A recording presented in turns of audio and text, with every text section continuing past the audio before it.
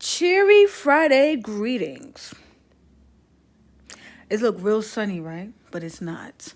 It's not sunny, or it's not very sunny, but it's a little sunny. Anywho, PS to the A. So my original PS to the A today was to be silly. But I want to talk about something a little more serious. Being that we're home, the kids are home, the parents are home, and there's a lot more internet usage, we have a responsibility to look out for our children. So you can be silly with your kids. You can play games. If you have board games, play them. Even if you have online games, like games you have on a game system, a console, or the TV, or Just Dance, or whatever, do that with them too. But be involved. Do not be afraid to snatch that phone and look through it. They are not your boyfriend whose phone you're not paying for. It don't even matter if you're not paying for the phone. Grab that phone. If you don't know the password, make them open it up. Tell them to give you the password. One reason why you should have the password to your kids' phones is because if anything happens to them and you do have their phone, you should be able to access it. And you should be able to find clues to being able to help them in a situation if the phone is good for using, for helping them, or being able to look for some way to help them. So no parent should not have their child's or a child they're taking care of password to their phone. Now, with that being said, be silly, have fun, enjoy this time, because when it is over, when it's all over, and I mean seriously over, you're kind of going to miss it. It's not going to be a situation where you could just go, oh man, I'm so tired. You're going to kind of miss not having, to go to work or take them to school or worry about their safety outside. Because once we go back outside and the kids are going back to school and stuff like that, there is no before Corona time no more. It's always after now. That normal that you had from before, it's going to be over. So enjoy this time to the fullest and safeguard your children and be there for them. When it comes to online stuff, look out for them in a way that you know everything. They got Instagram, Facebook, learn it, get it, be their friend. Be a part of their lives. And don't be inclusive where you're so annoying where they start trying to lie. Be inclusive where not that you're exactly their friend, but a friend in a way, because some people are like, I'm not your friend, I'm your mother.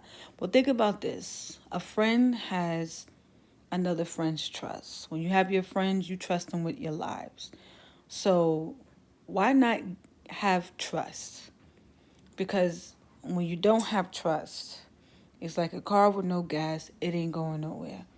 I'd rather have trust than to be not trusted and be lied to all the time.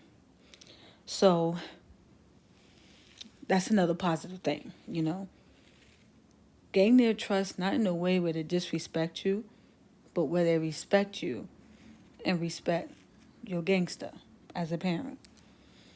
And for those who are non-parents, be there for those kids. Be that auntie, that uncle that's there for those kids. If you're taking care of someone and you're not their biological parent, maybe due to their parent passing away or due to any circumstance that you have to now be a guardian, um, do not be afraid to be all up in their business, because they are your business. And when it all comes down to it, if anything happens to your child, your children, that baby, and they're in your care, you know who gets blamed for it? You do.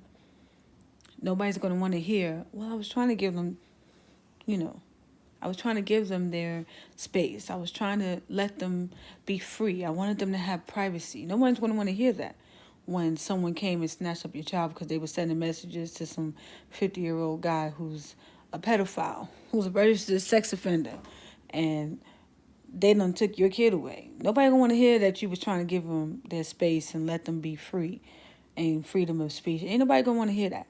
They're going to blame you. Even if they told you before you need to let them have space and let them have privacy, they're not going to want to hear that when something happened to the kid. So instead of thinking about making everybody completely happy to where they can make all the bad choices they want, think about ways to keep everyone safe as much as you can. You can't do everything, and the kids going to make mistakes. Everybody going to make mistakes. But be there for them in the best way that you can be there for them. That's my PS to the A for today. And for you kids, we love you and we're only trying to take care of you the best way we can. We're doing our best. No one is perfect. And I know you don't understand everything, but ask questions. Don't be afraid to reveal things that may even seem uncomfortable. Sometimes what you have to say may not be favorable to your parents' ears, but it would be best if you say it. And as parents, we'd rather you tell us than someone else tell us. Ain't nothing like somebody knowing something about your kid before you do. That's what makes us more mad. It makes us not trust. So, you got something going on, you got something you want to say it. Better coming from you than somebody else. And it makes your relationship better. It builds up the trust and the friendship and the love. And it just makes it a whole lot better for you and your parent. So let's all learn to love each other and trust each other. And this is the time to build up that trust, to say things, to reveal stuff, to have discussions. We're in the house, we're with each other, we're talking to each other. There are parents that still have to go to work, and you still don't see them as much as you want. Don't be mad at the kids that get to see their parents all the time, or the parents that have lost their jobs. Just connect with your parents as much as you can. Send them a message. Text them. Write a letter to them. Do things like that. Clean up, Maybe make dinner. Learn how to make something on YouTube. Instead of just learning how to dance, learn how to make something. And if you have the ingredients and your parents allow you to use the kitchen, cook them a meal if you're old enough to do so. And when they come home, they'll be happy, that you tried. Clean up the bathroom, clean up your room, make up your bed. Instead of pushing them away because you think they don't understand nothing because they're not your age right now, don't forget that we were your age before. We were 16 for an entire year. We were 15, 14, 13, 12. Whatever age we are now, we were all the ages before. For a whole year. We went through a lot, some of us. So don't just count us out and treat us like we're nothing. And don't forget to reach out to your other family members too, because we all matter. And sometimes you need a little outside help.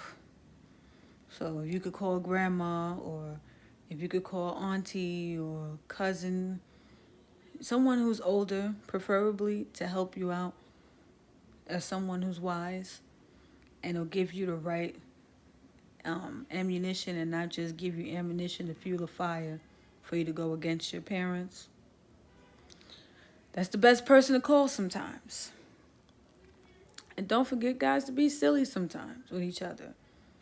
It don't always have to be serious. We are living in serious times. It's serious enough.